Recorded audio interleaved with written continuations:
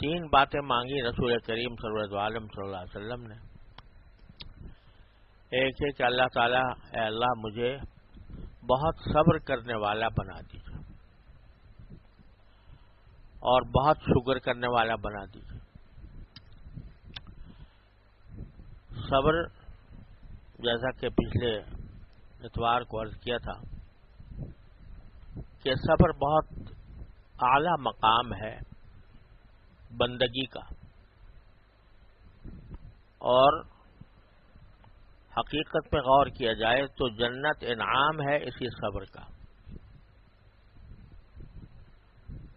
کہ آدمی اپنے آپ کو باندھ کر رکھے اللہ تبارک و تعالی کی اطاعت میں. یہ ہے صبر اصل میں. یہی معرکہ زندگی ہے کہ زندگی میں جب آدمی داخل ہوتا ہے تو قدم قدم پر اس کے سامنے نفسانی خواہشات کے تقاضے ہوتے ہیں، اور وہ اس کو منزل سے غافل کرنا چاہتے ہیں. اس موقع پر اپنے آپ کو باندھ کر رکھنا، یعنی زبردستی ان خواہشات کو کچلنا، یہ صبر ہے. اور اسی کا صلہ اللہ تبارک و تعالی کے ہاں جنت ہے. اولئک یجزون الغرفۃ بما صبروا. تو جنت کی وجہ، مسلمان کو جنت دینے کی وجہ اللہ تعالی نے بیان فرمائی کہ وہ صبر کیا تھا انہوں نے اپنی زندگی میں. اور صبر کا معنی یہ تھے کہ اپنے آپ کو باندھ لیا تھا اللہ تعالی کی اطاعت میں. اس لیے سرکار دو عالم صلی اللہ علیہ وسلم نے یہ دعا مانگی کہ اللہم اجعلنی صبورا، مجھے بہت صبر کرنے والا بنا دو. بہت اس لیے کہ ایک مرتبہ صبر کر لینا کافی نہیں، بلکہ زندگی بھر کا یہ ایک سبق ہے کہ جب بھی انسان کا نفس اس کو طاعت سے ہٹانا چاہتا ہو یا معصیت کی طرف لانا چاہتا ہو تو وہ صبر کی اس وقت ضرورت پڑتی ہے، اور یہ مرتے دم تک رہتی ہے. بعض اوقات انسان کو یہ محسوس ہوتا ہے کہ میں الحمدللہ اپنے آپ کو مٹا کر مجاہدہ کر کے اللہ تعالیٰ نے اپنے فضل و کرم سے مجھے اب عادت ڈال دی ہے صبر کی، عادت ڈال دی ہے، یعنی الحمدللہ طاعات اپنے وقت پر ادا ہو رہی ہیں. نمازیں 5 وقت الحمدللہ جماعت سے پڑھتا ہوں، اور جو فرائض ہیں روزے کے، زکوٰۃ کے، حج کے، وہ بجا لاتا ہوں، اور اپنے آپ کو معصیتوں سے حتی الامکان روکنے کی پوری کوشش کرتا ہوں. تو اب عادت پڑ گئی ہے، اس کی صبر کی عادت پڑ گئی ہے، لہذا آدمی بعض اوقات بے فکر ہو جاتا ہے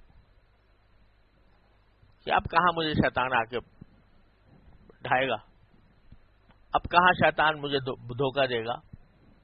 شیطان کی حقیقت بھی سمجھ میں آ گئی، اس سے لڑنے کا کچھ تجربہ بھی ہو گیا، اور اس کے نتیجے میں عادت سی بن گئی ہے. طاعات جو ہے وہ عادت بن گئی، اور معصیت سے بچنا بھی عادت بن گئی. تو بعض اوقات انسان کو یہ غفلت میں مبتلا کر دیتا ہے یہ تصور کہ اب میں عادی بن گیا ہوں. ایسے ہی موقع پر شیطان راہ مارتا ہے، تو اس سے غافل اگر ہو گیا تو کسی نہ کسی وقت وہ شیطان آ کے ڈس لے گا، پکڑ لے گا. تو اسی لیے بزرگوں نے فرمایا کہ اندری راہ می تراشو می خراش تا دم آخر تادم آخر ہاں دم فارغ مباش، کہ یہ راستہ ایسا ہے کہ اس میں تراش خراش چلتی رہتی ہے آخر وقت تک، اور ایک لمحے کے لیے بھی اپنے آپ کو فارغ سمجھنا نہیں چاہیے۔ حضرت مولانا رومی رحمۃ اللہ علیہ نے مثنوی میں ایک قصہ لکھا ہے کہ ایک آدمی جو ہے وہ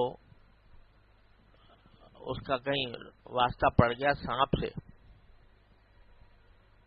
تو وہ اس کو لا کے وہ کہیں آ گیا، اور سردی کا موسم تھا، برفانی، تو وہ بالکل ایسے بے حس و حرکت ہو گیا، پڑا ہے، نہ اس میں کوئی حرکت ہے، نہ وہ چلتا ہے، نہ اٹھتا ہے، نہ کوئی کارروائی کرتا ہے۔ وہ سمجھا کہ یہ مر گیا سانپ، اس لیے انہوں نے کہا چلو کوئی ہے، پڑا رہے، مرا ہے تو مرا ہوا ہے تو ہے ہی، پڑا رہے۔ کچھ عرصے کے بعد ذرا سی سردی کم ہوئی، کچھ گرماہٹ پہنچی، تو اسے چلنا شروع کر دیا اور ڈس لیا اس کو۔ تو مولانا رومی فرماتے ہیں کہ نفس اجدر ہاست او کے مرداست، از غمے بے آلتی افسرداست، کہ یہ نفس جو ہے انسان کا، یہ بھی ایک اژدہا ہے، نفس اجدر ہاست او کے مرداست، یہ ابھی مرا کہاں ہے، از غمے بے آلتی افسرداست، لیکن چونکہ اس کو تم نے ذرا کچلا ہے تو کچلنے کی وجہ سے افسردہ پڑا ہوا ہے، کسی بھی وقت کروٹ لے لے گا، اور کروٹ لے لے گا تو پھر وہی ڈسنا شروع کر دے گا۔ لہذا صبر سے آخر وقت تک چھوٹ نہیں، آدمی کو غافل ہو کر نہیں بیٹھنا، آدمی اپنا جائزہ لیتا رہے اور یہ سمجھے کہ کسی بھی وقت مجھے یہ نفس یا شیطان آ کر بہکا سکتے ہیں اور مجھے غلط راستے پر ڈال سکتے ہیں۔ اس لیے فرمایا صبورا مبالغے کے صیغے کے ساتھ کہ بہت صبر کرنے والا، بہت صبر کرنے والا یعنی ایک مرتبہ صبر کر کے فارغ نہیں ہوتا، بلکہ کیا جا رہا ہے صبر، اور آخر وقت تک اس صبر کی عبادت میں مصروف ہے، اور اتنا اس کا اجر ہے، انما یوفی الصابرون اجرہم بغیر حساب، صبر کا والے کا اجر اللہ تعالیٰ بے حساب عطا فرماتے۔ تو صبر ہے بھی ایسی چیز کہ اللہ تعالیٰ سے مانگی جائے کہ مستقل مجھے یہ صبر کا مقام حاصل ہو جائے۔ حضرات صوفیہ کرام کے ہاں ایک تو ہوتا ہے حال اور ایک ہوتا ہے مقام۔ حال کا مطلب یہ ہے کہ ایک ہی کسی وقت میں کسی کیفیت انسان کے اوپر کوئی اچھی تاریخ ہو گئی، وہ حال ہے، لیکن وہ ایسا ہوتا ہے کہ اس میں پختگی نہیں ہوتی، ایک وقت میں آ گیا، ایک وقت میں نہیں آیا، تو یہ حال کہلاتا ہے۔ وہ کیفیات ہوتی ہیں جو انسان کے اوپر طاری ہوتی رہتی ہیں، کبھی اچھی کیفیت طاری ہو جاتی ہے، کبھی بری طاری ہو جاتی ہے، اور اگر کسی اچھی صفت کا کوئی اچھی صفت حال بن جائے تو معنی یہ کہ بکثرت وہ کیفیت پیدا ہوتی رہتی ہے۔ پھر ایک مقام، ایک جگہ، ایک اسی طرح حال ہوتے ہوتے ہوتے ہوتے ایک جگہ آتی ہے جہاں وہ صفت مقام بن جاتی ہے، اس کو مقام کہتے ہیں۔ مقامات جو صوفیاء کرام کے یہاں مقامات کا جو لفظ استعمال ہوتا ہے وہ یہ کہ اب وہ طبیعت ثانیہ بن گئی وہ صفت، تو وہ ہوتی کس طرح ہے کہ بار بار ہوتے ہوتے اب وہ طبیعت ثانیہ بن گئی، یعنی اب اس کے وہ ہمارے زندگی کا لازمی حصہ بن گئے۔ تو بہت صبر کرنا جو لفظ استعمال فرمایا اس دعا میں کہ بہت صبر کرنے والا بنا دے، تو اس کا مطلب یہ ہے کہ صبر ایک حال سے منتقل ہو کر مقام بن جائے، کہ وہ طبیعت ثانیہ بن جائے۔ اللہ کی خاطر اپنے نفس کو کچلنا یہ ایک طبیعت ثانیہ بن جائے، یہ مقام ہے صبر کا۔ وہ اللہ وہ مانگ رہے ہیں سرکار دو عالم پر، اللہم اجعلنی صبورا، اور اس کے ساتھ وجعلنی شکورا، اور مجھے بہت شکر کرنے والا بنا دے، بہت شکر کرنے والا بنا دے۔ یہ دو چیزیں جو ہیں صبر اور شکر، یہ دونوں جب ملتی ہیں اور دونوں کا امتزاج ہوتا ہے انسان کی طبیعت میں، تو بس وہی ایمان کا تقاضا ہے۔ الایمان نصف صبر و نصف شکر، ایمان آدھا صبر ہے آدھا شکر ہے۔ تو انسان کو اگر دیکھا جائے تو کوئی بھی حالت ہو، اس میں یا صبر کی ضرورت ہوگی یا شکر کی ضرورت ہوگی۔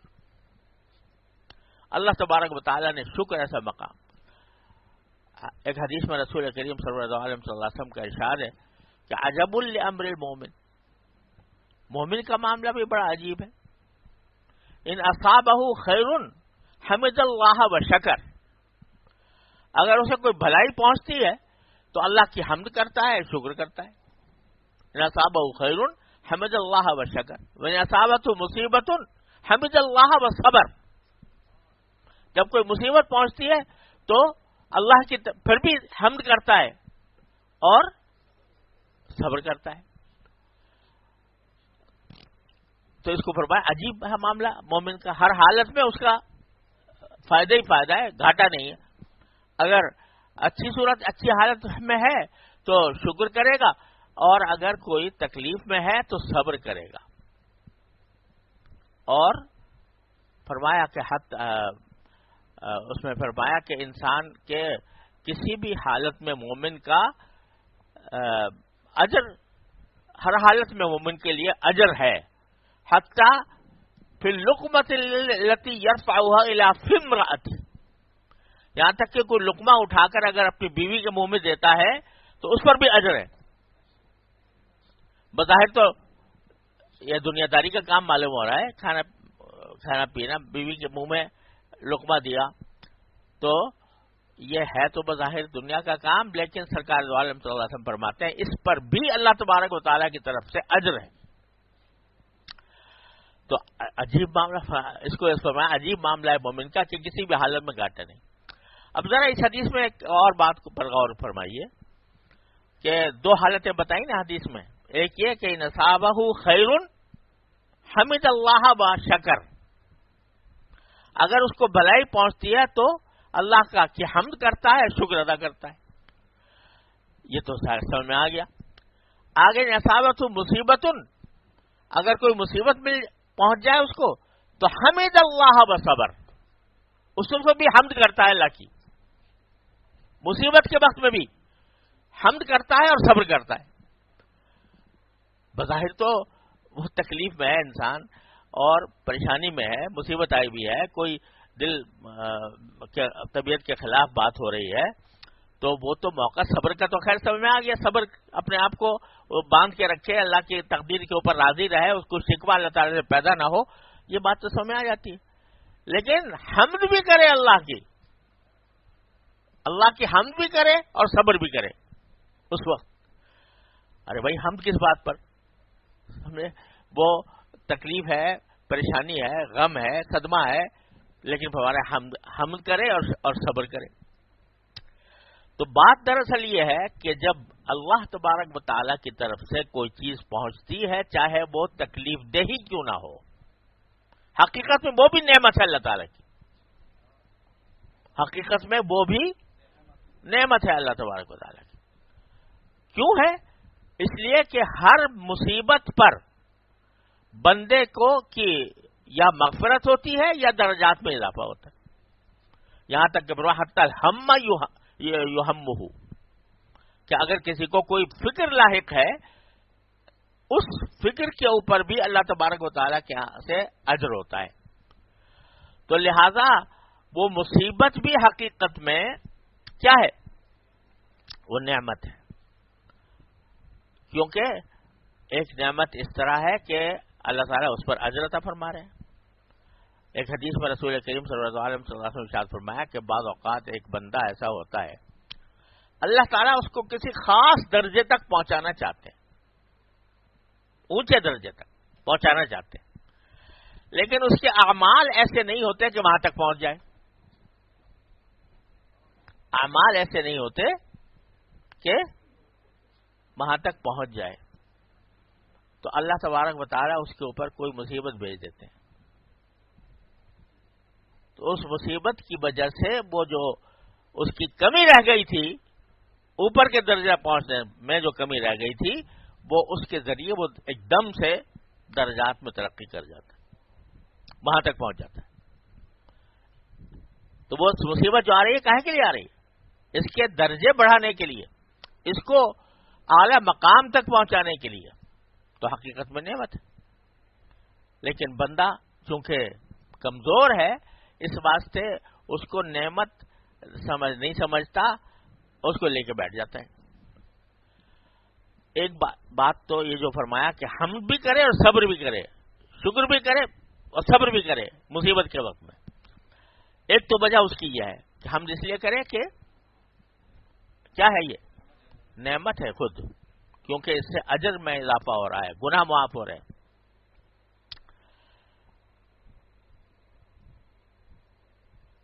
ایک مرتبہ حضرت حاجی امداد اللہ صاحب مہاجر مکی رحمۃ اللہ علیہ اپنی مجلس میں یہی مضمون بیان فرما رہے تھے کہ بھائی جو مصیبت ہوتی ہے وہ بھی کیا ہے؟ نعمت ہے. ابھی بیان کر ہی رہے تھے، ایک شخص ایسا آ گیا معذور، جس کے ہاتھ پاؤں ٹوٹے ہوئے، جس کا دیکھا نہیں جا رہا، اس کی حیات جو تھی وہ تکلیفوں سے، بیماریوں سے بھری ہوئی تھی.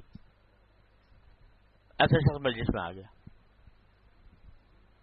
تو ایک دم سے لوگوں کو خیال ہوا کہ بھئی ابھی تو بیان ہو رہا تھا کہ یہ مصیبت بھی نعمت ہے، یہ ایسی مصیبت اس کے اوپر دیکھنے سے ہی آدمی پریشان ہو جاتا ہے. اس کو اس حالت میں دیکھا تو حضرت حاجی صاحب رحمۃ اللہ علیہ نے اس آدمی کے لیے دعا یہ کی کہ یا اللہ اس کی بیماری کی نعمت کو صحت کی نعمت سے بدل دے. بیماری کی نعمت کو صحت کی نعمت سے بدل دے. یعنی بیماری کی نعمت تو ہے، لیکن ہم کمزور ہیں، لہذا اس کی برداشت ہم سے نہیں ہو رہی. تو اللہ اس نعمت کو صحت کی نعمت سے بدل دے.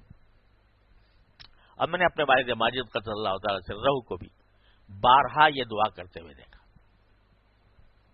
اتنی تکلیف میں تھے کہ دل کی تکلیف الگ، اور ایک پھوڑا نکل آیا تھا، اس پھوڑے کی تکلیف الگ، اور وہ جو ایک ہرپیز کی تکلیف ہوتی ہے ہاتھوں کے اندر، ہاتھوں میں ایسا لگتا ہے جیسے انگارے رکھے ہوئے ہیں.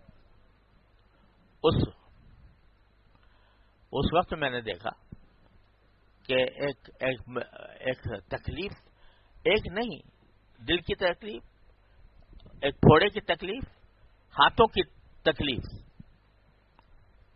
تو ایک دم سے ایک مرتبہ موقع منہ سے نکلا، یا اللہ رحم فرما.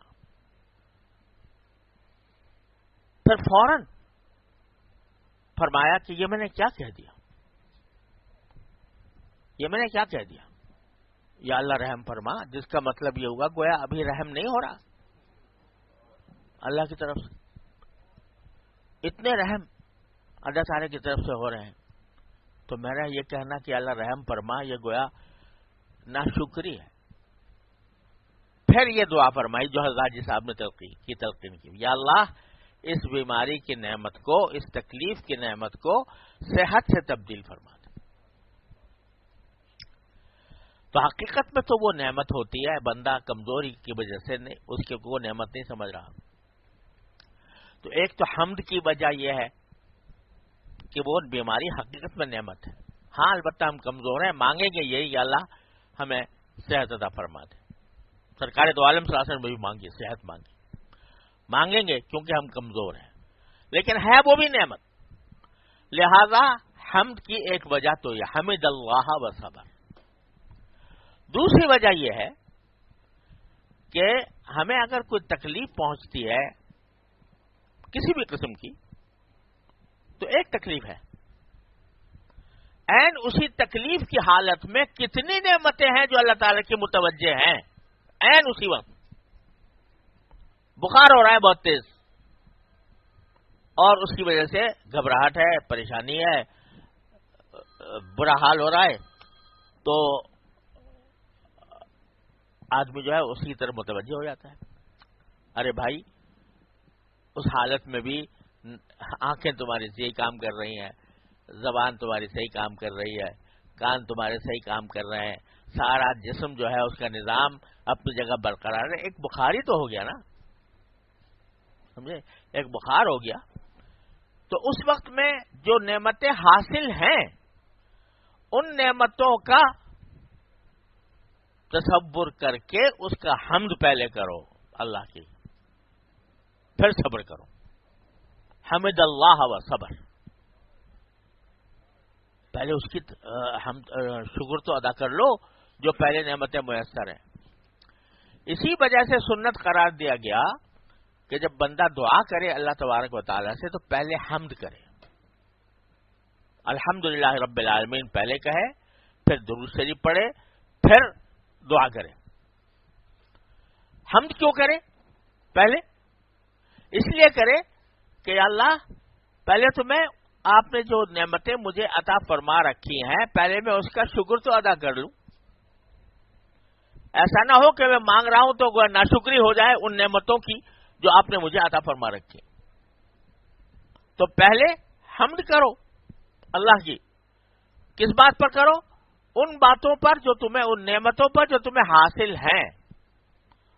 پھر درود شریف پڑھ کر اللہ سے مانگو جو مانگنا ہے.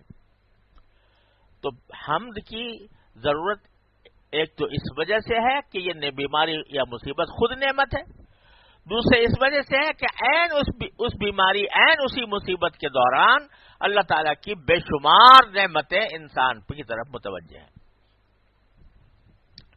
میں نے اپنے والد ماجد رحمۃ اللہ علیہ سے بارہا یہ واقعہ سنا، ایک مرتبہ نہیں بارہا، کہ حضرت مولانا سید اصغر حسین صاحب رحمۃ اللہ علیہ جو حضرت میاں صاحب کے نام سے مشہور تھے، حضرت والد صاحب کے استاد تھے اور بڑے عجیب بزرگ تھے. عام طور سے لوگ حضرت میاں صاحب کہا کرتے تھے. ساری زندگی ابو داؤد پڑھائی دارالعلوم دیوبند میں،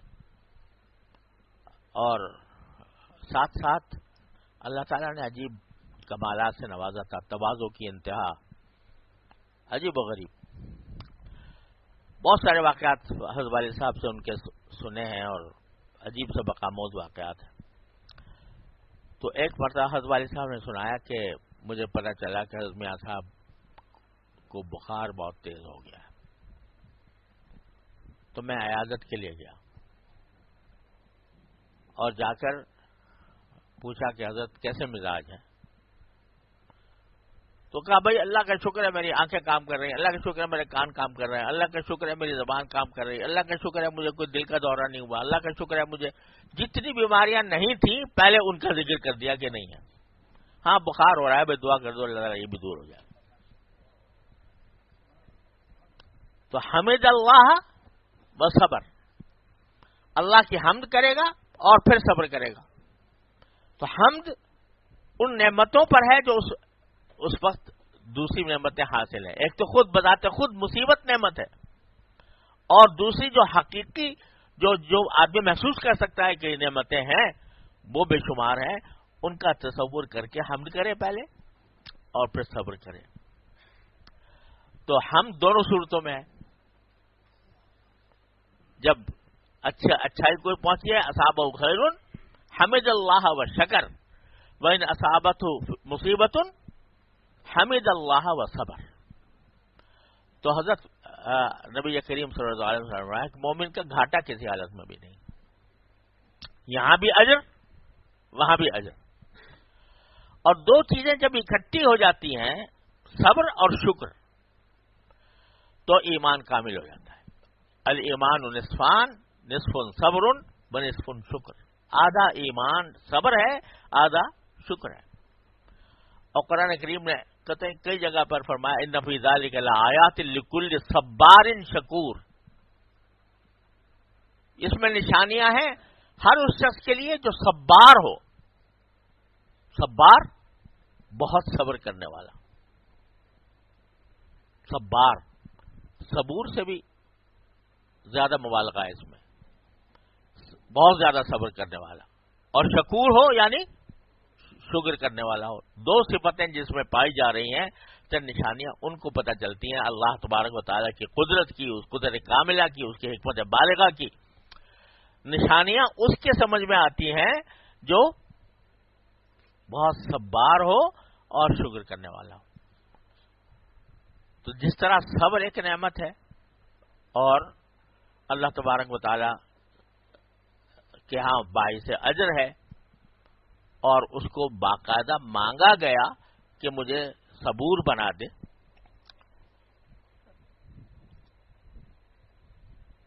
بغیر شکر کے صبر مانگنا یہ بھی ذرا آداب کے خلاف ہے. ہمارے بزرگ جو ہیں وہ یہ کہتے تھے کہ کسی کا نام صابر نہیں رکھنا چاہیے. صابر نام نہیں رکھنا چاہیے، کیونکہ صابر کے معنی یہ ہوئے، صابر کے ویسے دو معنی تو ٹھیک ٹھاک ہیں کہ طاعت پر صبر اور معصیتوں سے صبر، لیکن تیسرا جو ہے مصیبت پر صبر. تو آدمی اگر اپنے آپ کو صرف صابر کہہ رہا ہے تو ایک طرح سے وہ مصیبت مانگ رہا ہے کہ میں مصیبت آئے گی تو میں صبر کروں گا. تو مصیبت مانگنے کی چیز نہیں ہے. نعمت ضرور ہے لیکن مانگنے کی چیز نہیں ہے، کیونکہ اللہ بچائے اگر آ جائے اور آدمی برداشت نہ کر سکے تو انسان کے لیے فتنہ ہے. لہذا عام طور سے ہمارے بزرگ جو ہیں وہ صابر اور عورتوں کے نام صابرہ رکھنے سے پرہیز کرتے تھے کہ اس میں گویا آدمی مانگ رہا ہے مصیبت. مصیبت مانگنے کی چیز نہیں، آ جائے تو صبر کرنے کی چیز ہے. آ جائے تو اس کو نعمت سمجھنا چاہیے، لیکن مانگنا نہیں. مانگنا کیا ہے؟ صحت، عافیت. اللہم انی اسألک العفو والعافیۃ فی الدنیا والآخرہ. اذان کے بعد جب اذان اور اقامت کے درمیان وقت جو ہوتا ہے وہ قبولیت دعا کا ہوتا ہے. تو حضرت عائشہ صدیقہ رضی اللہ تعالیٰ عنہ نے پوچھا کہ یا رسول اللہ، آپ نے فرمایا کہ اس دوران اجابت کا وقت ہوتا ہے، قبولیت کا وقت ہوتا ہے، تو اس میں کیا دعا مانگے؟ تو آپ نے فرمایا اللہم انی اسألک العفو والعافیۃ فی الدنیا والآخرہ. یہ مانگا کرو، اے اللہ میں معافی مانگتا ہوں اور عافیت مانگتا ہوں، دنیا میں بھی اور آخرت میں بھی. مانگنے کی چیز عافیت ہے، مصیبت مانگنے کی چیز نہیں. لیکن جب آ جائے تو اس کے اوپر شکر اور صبر. اور دوسری چیز جو مانگی وہ مجھے بہت زیادہ شکر کرنے والا بنا دے. یہ شکر ایسی چیز ہے کہ جو انسان کے لیے عظیم نعمت ہے، کیونکہ اللہ تعالی نے وعدہ فرمایا کہ لئن شکرتم لازیدنکم. اگر تم شکر کرو گے تو میں تمہیں اور دوں گا. اور ما یفعل اللہ بعذابکم ان شکرتم وآمنتم.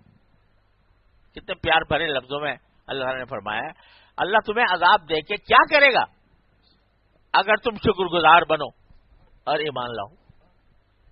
ما یفعل اللہ بعذابکم، اللہ میں کو کوئی شوق ہے تمہیں عذاب دینے کا؟ ما یفعل اللہ بعذابکم ان شکرتم وآمنتم، اللہ تمہیں عذاب دے کر کیا کرے گا اگر تم شکر بجا لاؤ اور ایمان کے تقاضوں پہ عمل کرو۔ تو شکر جو ہے یہ ایسی چیز ہے اور اتنی عظیم عبادت ہے شکر، کہ یہ ایسی چیز ہے کہ جو بسا اوقات دوسرے دیکھنے والے کو پتہ بھی نہیں چلتا کہ یہ بندہ عبادت کر رہا ہے، دل میں شکر کر رہا ہے۔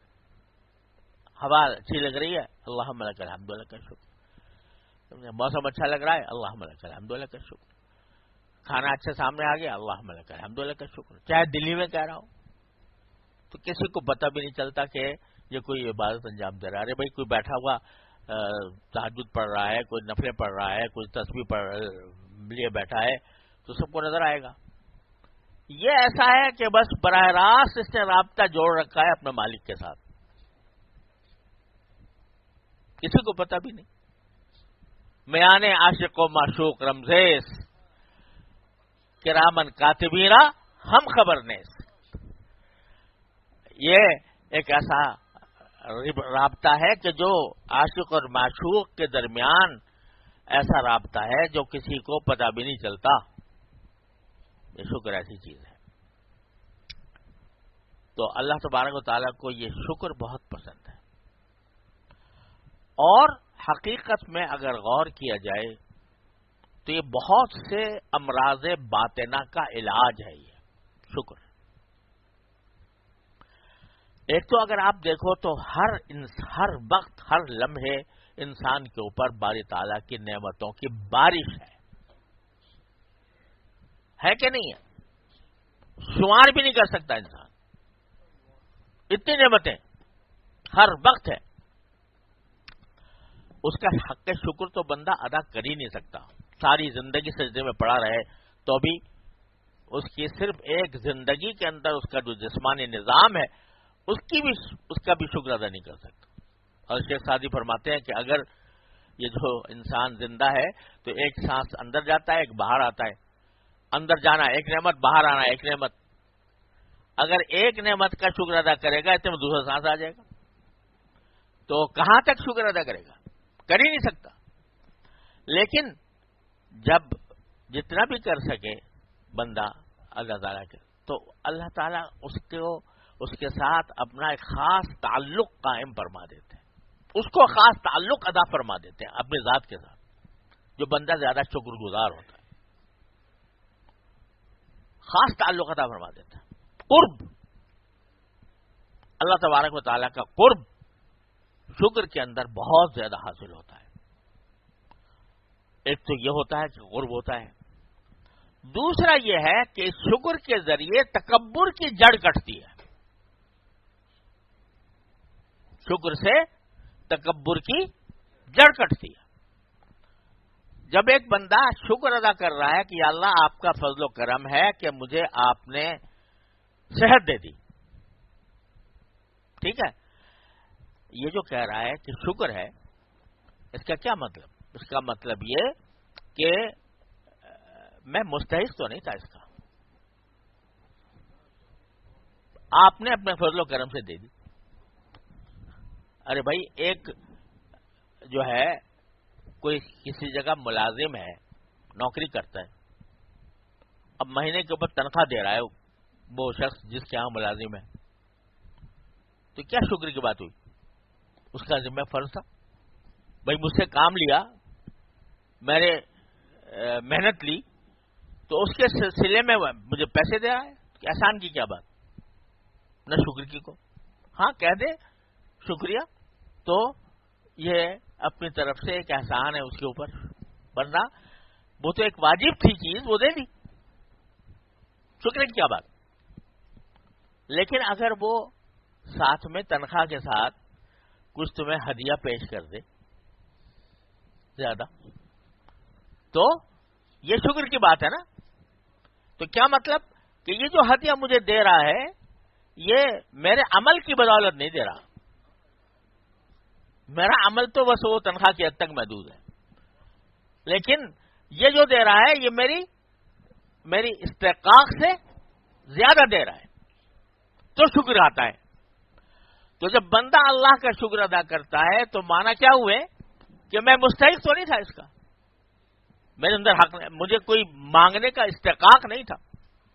اللہ تعالیٰ نے جو عطا فرمایا محض اپنے فضل و کرم سے عطا فرمایا۔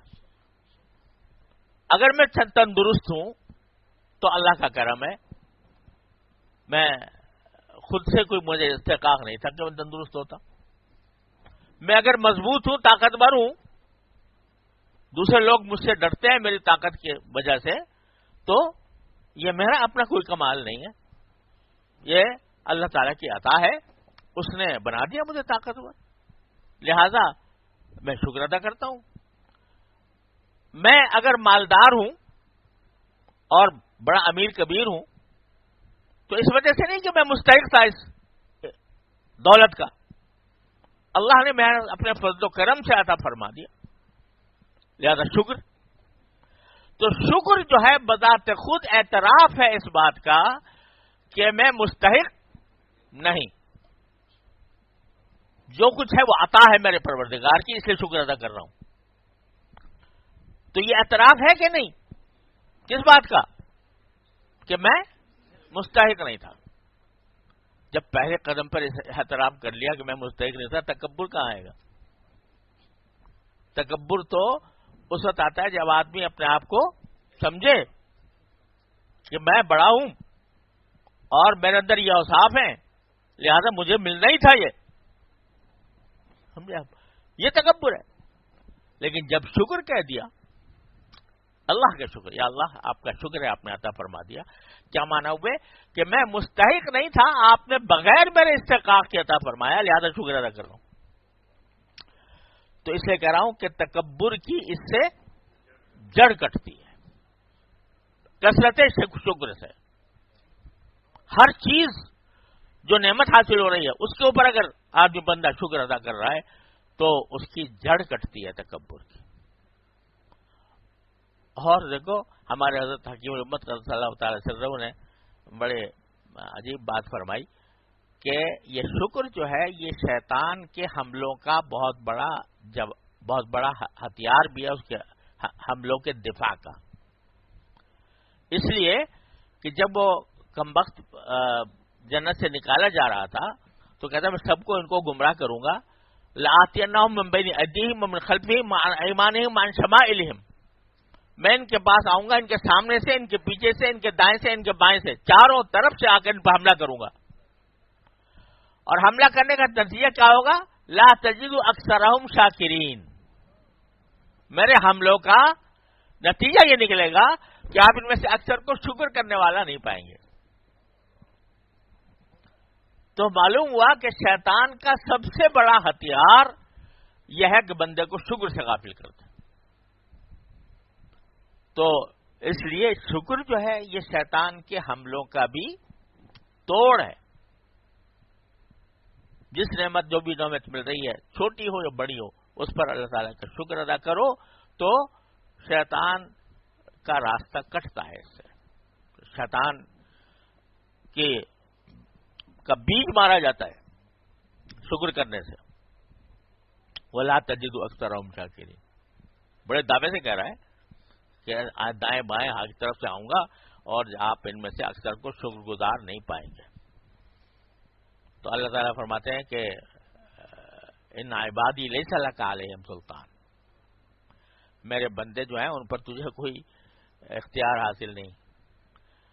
تو جب میرے بندے میرے رسول صلی اللہ علیہ وسلم کی تعلیمات پر، ان کی سنت پر عمل کریں گے تو وہ اس میں شکر بھی داخل ہے اور وہ شاکر بن جائیں گے، اور پھر تیرے حملوں کا ان کے اوپر کوئی اثر نہیں ہوگا۔ تو میں نے جو عرض کیا کہ شکر سے تکبر کی جڑ کٹتی ہے، ایک یہ کہ شکر ہوتا ہی کسی ایسی چیز کے اوپر ہے جس کا بندہ مستحق نہیں ہوتا، تو اپنے اس میں اعتراف ہوتا ہے اپنے عدم استحقاق کا، یا اللہ جو کچھ دیا آپ نے اپنے فضل و کرم سے دیا، میرا استحقاق نہیں تھا۔ اور دوسرے یہ کہ شکر کرنے کے نتیجے میں بندہ جو ہے وہ شیطان کے حملوں سے محفوظ رہتا ہے. یہ ہے ایسی چیز کہ اتنی آسان بھی اللہ تعالیٰ نے کر دیا کہ بھائی بس کہہ دو الحمدللہ. کیا ہے شکر؟ کیا ہے الحمدللہ؟ اللہم لک الحمد لک الشکر. لیکن عادت ڈالو، چلتے پھرتے اٹھتے بیٹھتے نگاہ جانے لگے اس نعمت کی طرف جو حاصل ہو رہی ہے اور اس پر شکر کا جذبہ دل میں پیدا ہو جائے، تو اس سے تمہارا اللہ تعالی کے ساتھ رابطہ کبھی ہوتا جائے گا، کبھی ہوتا جائے گا. ہر بات پر شکر. ہمارے حضرت والا حضرت ڈاکٹر صاحب حضرت عارفی قدس اللہ تعالیٰ سرہ فرماتے تھے کہ جو چھوٹی بڑی نعمت، جو چیز بھی انسان کو کوئی اچھی لگے، جس سے اس کو راحت ملے، اس پر شکر کرنے کی عادت ڈالو. چلتے پھرتے اٹھتے بیٹھتے دل ہی دل میں اللہ تعالیٰ کا شکر ادا کرتے رہو. یا اللہ ابھی مسجد میں جا رہا ہوں، نماز صحیح طرح پڑھنے کی توفیق عطا فرما دیجیے. باہر نکل رہا ہوں، یا اللہ مجھے کہیں جہاں جانا ہے اس کے لیے سواری اچھی مل جائے. سواری میں بیٹھ گیا، یا اللہ آپ کے ساتھ اس کو پہنچا دیجیے، راستے میں ہجوم سے بچا لیجیے. اتر گیا تو گھر میں داخل ہو رہا ہے تو یا اللہ گھر میں سب کو میں عافیت کے ساتھ پاؤں. اور آپ کا یہ دعا بھی چل رہی ہے اور جو حاصل ہو رہا ہے اس کے اوپر شکر بھی چل رہا ہے. تو اللہ تبارک و تعالی ایسے بندے کو ضرور بالضرور یقین کے ساتھ اس کو اپنا قرب عطا فرماتے ہیں. دیکھو اللہ تعالیٰ نے فرمایا اپنے بارے میں کہ نحن اقرب الیہ من حبل الورید، ہم انسان کے اس کی شہرگ سے بھی زیادہ قریب ہیں. اتنا قرب تو ہے اللہ تعالیٰ کو حاصل، مگر ہمیں نہیں پتا.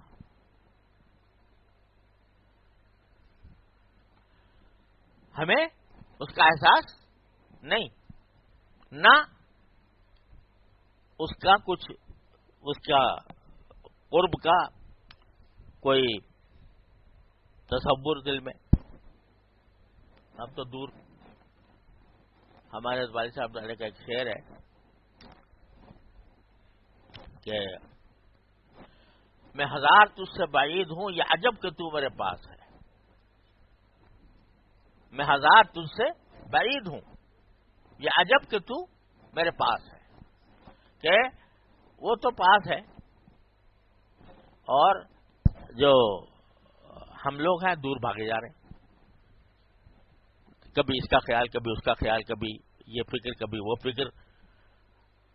اور نعمت اگر انسان اپنے دل میں شکر کی عادت ڈال لے تو اس قرب کا احساس بھی ہونے لگے گا، اس قرب کا احساس بھی ہونے لگے گا جو اللہ تعالیٰ نے عطا فرمایا. اللہ اکبر.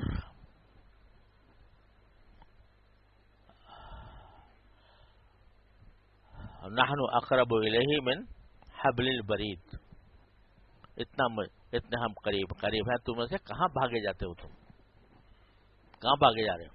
تمہیں نہیں پتا. تو میں نے بھی ایک شعر ہے کہ بڑی دور ہے ابھی تک رگ جان کی مسافت، یا رگ جان کے قریب ہے نا، لیکن بڑی دور ہے ابھی تک رگ جان کی مسافت، جو دیا ہے قرب تو نے تو شعور بھی عطا کر. تو ہم بھاگے ہوئے ہیں اور اللہ تعالی تک قریب ہے. تو شکر کے ذریعے ہم قریب ہوتے جائیں گے، ہم بھی قریب ہوتے جائیں گے. وہ تو ہیں ہی قریب، لیکن ہم بھی قریب ہوتے جائیں گے. کاہے کے ذریعے؟ شکر کے، کثرت شکر کے ذریعے. جتنا شکر کرو گے اتنا ہی اللہ جل جلالہ کا قرب حاصل ہوگا. اور کسی کو پتہ بھی نہیں چلے گا کہ کہاں سے منزلیں طے کر رہے ہو، کون سے درجات سے گزر رہے ہو، کسی کو پتہ بھی نہیں، اور قرب حاصل ہو رہا ہے مستقل. اس کی عادت ڈالنے کی ضرورت ہے. یہ دو چیزیں میں بار بار عرض کیا کرتا ہوں، ایک جو حاصل نہیں ہے نعمت اس کی دعا، اور جو حاصل ہے اس پر شکر. ہر وقت انسان اس حالت میں ہوتا ہے کہ یا اچھی حالت ہے تو شکر، اور ہر وقت کوئی نہ کوئی حاجت بھی لگی ہوتی ہے تو اس پر دعا. تو یہ اگر اس کی عادت ڈال لے آدمی مشق کر کے تو پھر اللہ تعالیٰ سے قریب ہوتا چلا جاتا ہے.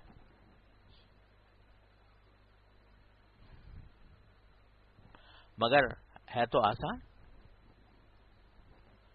یعنی بظاہر الحمدللہ کہنے میں کیا دشواری بھائی، یا دلی میں چائے کہہ لو اس میں کیا دشواری، یا کچھ اللہ تعالیٰ سے مانگنے میں کیا دشواری، جو چیز نہیں ہے وہ مانگو اللہ سے تو کیا دشواری، آسان ہے نا. لیکن وہ غالب نے کہا ہے کہ ملنا اگر تیرا نہیں آسان تو سہل ہے، ملنا اگر تیرا نہیں آسان تو سہل ہے، دشوار تو یہی ہے کہ دشوار بھی نہیں. دشوار تو یہی ہے کہ دشوار بھی نہیں. تو اگر یہ ہوتا کہ بھائی بہت لمبے چوڑے محنتیں کرنی پڑیں گی اس تک پہنچنے کے لیے، تو بھائی آدمی سوچ لیتا کہ بھائی محنتیں مشقتیں مجھ سے نہیں ہوتی. ملنا اگر تیرا نہیں آسان تو سہل ہے، لیکن دشوار تو یہی ہے کہ دشوار بھی نہیں. تو ہے بڑا آسان معاملہ، کثرت سے دعا کرو، کثرت سے شکر کرو، کوئی دشوار نہیں ہے. لیکن اتنا آسان ہو گیا کہ اس کی فکر نہیں رہی، اس کی طرف توجہ نہیں رہی، اور اس کو آسان سمجھ کے چھوڑ دیا. تو اس وجہ سے عادت ڈالنا کہ بغیر نہیں ہوتا، اور عادت پڑتی ہے بزرگوں کی صحبت سے. ہم حضرت بالا کے ساتھ تھے ایک مرتبہ ایک دعوت میں، کسی کا دعوت تھی کھانے کی. تو حضرت نے فرمایا کہ دیکھو اس وقت کتنی ساری نعمتیں اللہ تعالیٰ کی جمع ہیں، اور کتنے ہر نعمت پر شکر واجب ہے. فرمایا ایک نعمت تو یہ ہے کہ کھانا ہے، کھانا ہونا، بس صرف کھانا ہونا یہ بھی ایک نعمت ہے نا، چاہے لذیذ بھی نہ ہو. جب لذیذ بھی نہ ہو، جب آدمی بھوک کا شکار ہو تو کیسا بھی کھانا آ جائے کھانا پڑے گا اس کو. تو کھانا ہونا ایک نعمت، کھانے کا لذیذ ہونا دوسری نعمت، کہ کھانا ہے اور کیسا ہے، لذیذ ہے، یہ نعمت. کھانا ہوتا اور لذیذ ہوتا لیکن کھلانے والا ذلیل کر کے کھلاتا، لے جا بیٹھ کے کھا لے، تو ذلیل کر کے کھلاتا. اللہ تعالیٰ کی تیسری نعمت یہ ہے کہ عزت سے کھلا رہا ہے، عزت سے کھلا رہا ہے. اے طائر لاہوتی، اس رزق کا موت اچھی جس رزق سے آتی ہو پرواز میں کوتاہی. تو یہ عزت سے کھلا رہا ہے، محبت سے کھلا رہا ہے. چلو بھائی کھانا بھی ہوتا، لذیذ بھی ہوتا، کھلانے والا عزت سے بھی کھلا رہا ہوتا، بھوک ہی نہیں، کھانے کے لیے اشتہا ہی نہیں، کوئی خواہش ہی نہیں ہو رہی.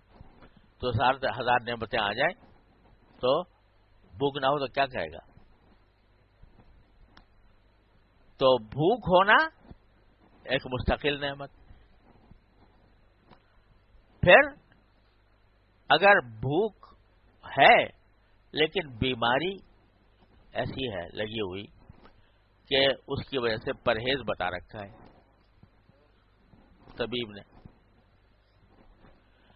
تو کھانا ہے، لذیذ ہے، کھلانے والا عزت سے کھلا رہا ہے اور بھوک بھی ہے، لیکن ممانعت ہے، مت کھانا.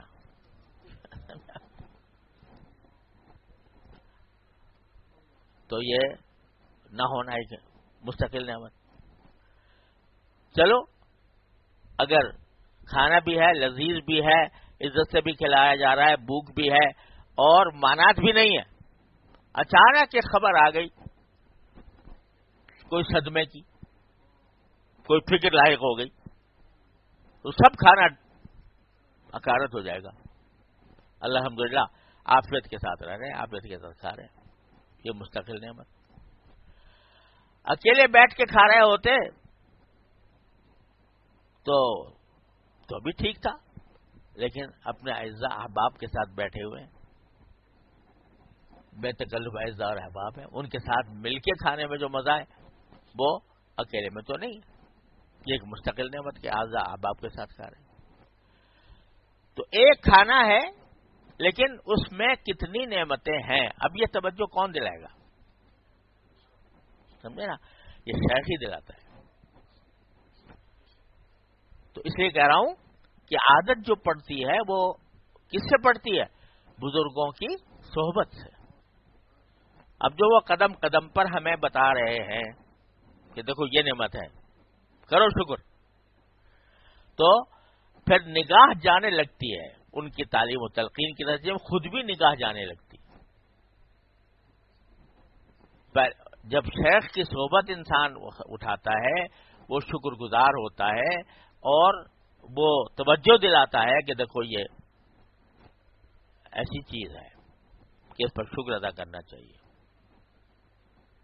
تو انسان کو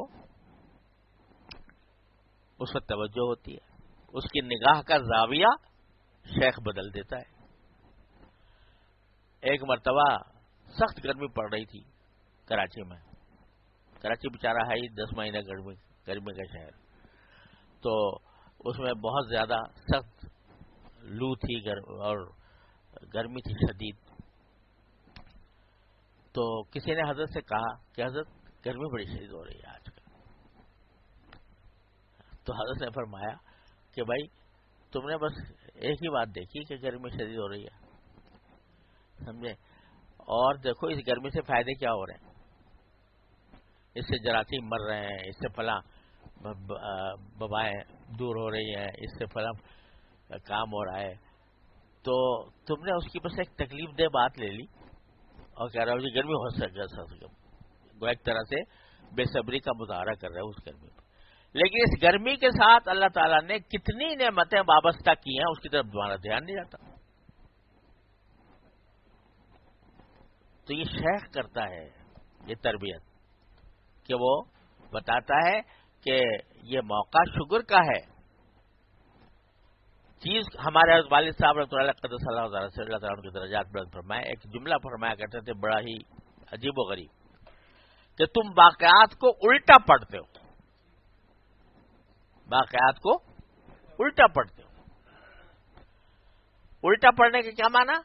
کہ ہر واقعے کے اندر جو منفی حصہ ہوتا ہے اس طرف تمہاری نگاہ رہتی ہے، اس کے مثبت حصے پر نہیں ہوتی. اور یہ بات لکھی تھی حضرت والد صاحب نے جب ہمارے بڑے بھائی اللہ تعالیٰ ان کے درجات بلند فرمایا کہ کیفی صاحب ان کا انتقال ہوا اور بچوں کو خط لکھا. خود اتنے بیمار تھے، وہ جو میں بیماری کی کیفیت بتا رہا ہوں نا وہ اسی زمانے کی.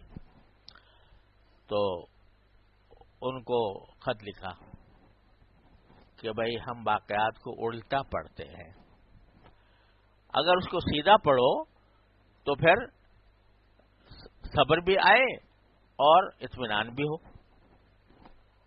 الٹا پڑھنا کیا ہے کہ بھائی اچھا خاصے ایک 50 سالہ جوان آدمی اور ایک دم سے ہارٹ اٹیک ہوا اور دنیا سے رخصت ہو گیا، بچے چھوڑ گیا اتنے. یہ ہے وہ رخ جس پر ہم سوچتے ہیں. اس کو سیدھا پڑھو، سیدھا اس طرح پڑھو کہ ان کا وقت جو اللہ تعالی نے لکھ دیا تھا وہ تو مقرر تھا، اس میں ایک لمحہ آگے پیچھے ہو نہیں سکتا تھا، جانا تھا ان کو دنیا سے. لیکن اس جانے کے لیے کتنے اسباب اللہ تعالی نے بہتر پیدا فرمائے. وہ کیا بتائے کہ جانے سے پہلے حج کی توفیق عطا فرمائے. حج کر کے آئے تھے تو اپنی ساری اگلے پچھلا حساب جو ہے اللہ تعالی نے وہاں حج کے اندر پورا کرا دیا. ان کے جو صاحبزادے تھے مولانا محمود اشرف صاحب، اللہ تعالیٰ اب وہ بھی رخصت ہو چکے ہیں. اس وقت وہ وہاں مدینہ یونیورسٹی میں پڑھ رہے تھے. قیام ان کا مدینہ منورہ میں تھا، گھر سے دور تھے. تو اللہ تعالیٰ نے حج کی بدولت ان سے ملاقات بھی کرا دی جانے سے پہلے. اگر ویسے ہی چلے جاتے دنیا سے اور بیٹے سے ملاقات نہ ہوتی تو بیٹے کو کتنی حسرت ہوتی اور خود گھر والوں کو کتنی حسرت ہوتی کہ بیٹا سے ملاقات نہ ہوئی، چلے گئے. حج کے اندر اگر انتقال ہو جاتا حج کے دوران تو ویسے تو فضیلت کی چیز ہوتی ہے، لیکن کتنی دشواری ہوتی. حج کے دوران انتقال ہو جاتا تو ان کی تجہیز، ان کی تکفین، ان کی تدفین، اور بچے دور، گھر والے دور، پریشانی لاحق ہوتی. اللہ نے اس پریشانی سے بچایا، واپس آ گئے خیریت سے. خیریت سے واپس آ گئے، گھر والوں سے مل لیے، دوست احباب کی دعوت بھی کر دی حج کے بعد. تو سارا جو حساب کتاب ہے وہ پورا کر کے پھر اللہ نے بلایا ان کو. تو فرمایا کہ ہم الٹا پڑھتے ہیں واقعات کو تو اس کا جو منفی پہلو ہے اس کو سامنے رکھتے ہیں اور مثبت پہلو کو بھول جاتے ہیں. تو یہ بات ہے جو شیخ جو انسان کی رہنمائی کرتا ہے کہ توجہ دلا دی. اور کتنا خوبصورت تعبیر ہے واقعات کو الٹا پڑھنا اور سیدھا پڑھنا. تو وہ فرمایا کرتے تھے کہ ہر وقت کیا کرو، مثبت باتوں کو سوچ کر واقعات کو سیدھا پڑھا کرو. سیدھا پڑھو گے تو ہر وقت شکر نکلے گا منہ سے، اللہ تعالیٰ کا شکر ادا ہوگا. تو نبی کریم سرورت عالم صلی اللہ علیہ وسلم یہی مانگ رہے ہیں، اللہم اجعلنی صبورا وجعلنی شکورا. صبر کرنے والا بھی بنا دے، بہت زیادہ صبر کرنے والا اور بہت زیادہ شکر کرنے والا بھی بنا دے. اللہ تعالیٰ ہم سب کو بنا دے. وصلی اللہ تعالیٰ علی خیر خلق.